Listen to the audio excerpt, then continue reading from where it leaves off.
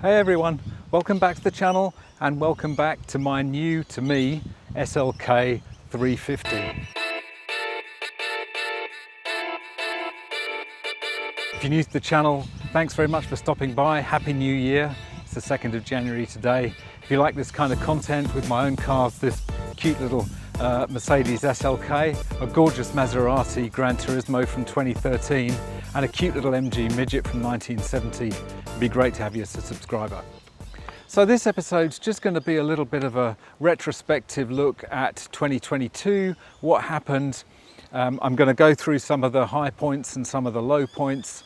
I'm going to put a playlist up here which has all the videos that I mention in one place, so highlights of 2022, so you can go and check that out after the video. So the year started with only two cars in the garage, the MG Midget and the CL500. Those of you who've been with the channel for a while will remember that I had a bit of a disaster with my Ferrari 360, as the kookaburras in the background, and it cost me a lot of money, so I sold that in October of 2021 and I didn't have an exotic in the garage at that time. So the first couple of videos were on the CL. I did a detailed tour of the interior of the CL and showed you some of the crazy features that go into those S-Class coupes.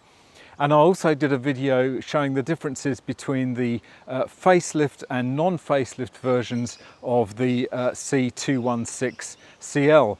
It's quite interesting to see how much they put into that new facelifted version. Really makes it a much more desirable car than the earlier version.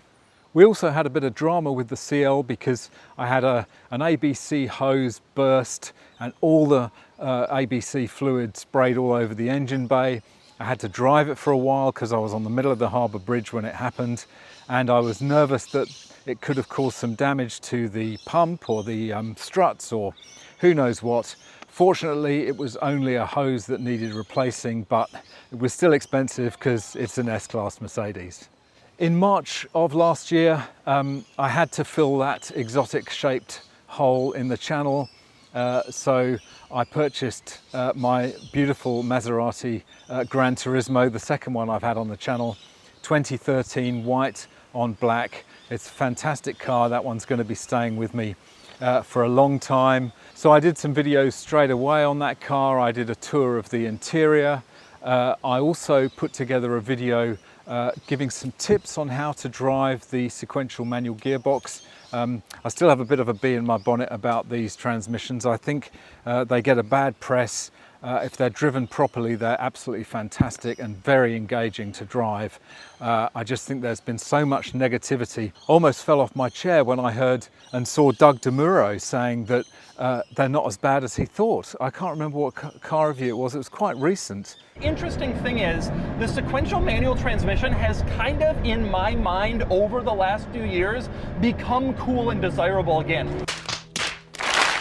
I also did a very quick video just labeling and naming all the different variants of the GT because they are a bit cluttered and confusing. So I did a quick video just explaining what the different terms meant, and it was more for my benefit than anything else.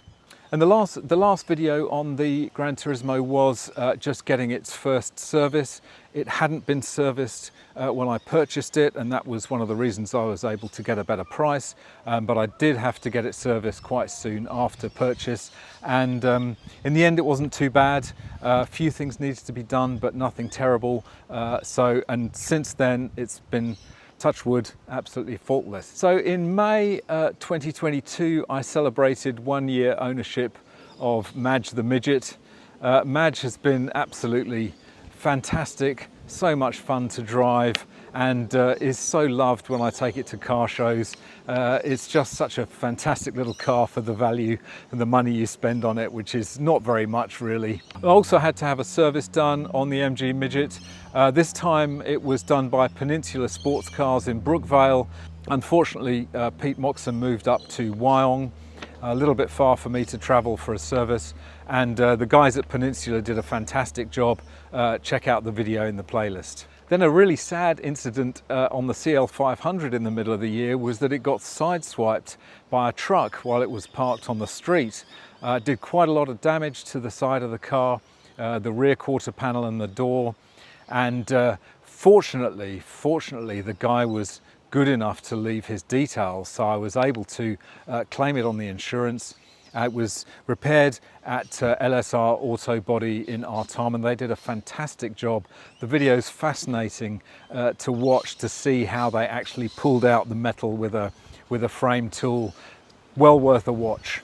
Also on the CL, a bit of DIY. I was having some problems with the audio system. The radio was going in and out, the Bluetooth was going in and out. It was clearly one of the components was failing. So I was able to replace that component, bought a new one off eBay and fixed that problem. So DIY tick. 2022 was also notable because I started my second channel, MGUY 2. I'll put a link up here to that.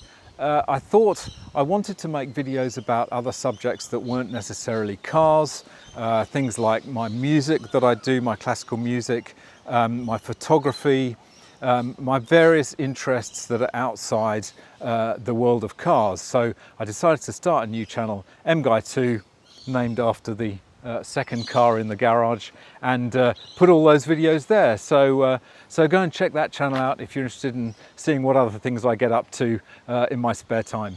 Also on the CL, there was a big expense through the year, and that was getting the turbos replaced. I'd had an annoying rattle on startup from one of the turbos. It ended up being one of the wastegate bearings that had worn loose. In the end, I decided to get both of them replaced. And it was very interesting to see them, the guys at CMR, take the engine out from the bottom, drop it onto a table and replace those turbos. It's all in the video, check it out in the playlist. So later on in the year I did a couple of car reviews. I looked at a gorgeous SLC 450 from the 1970s and also a very unusual C-Class coupe, the C55. Which was the W203 version. It's really interesting to see that car.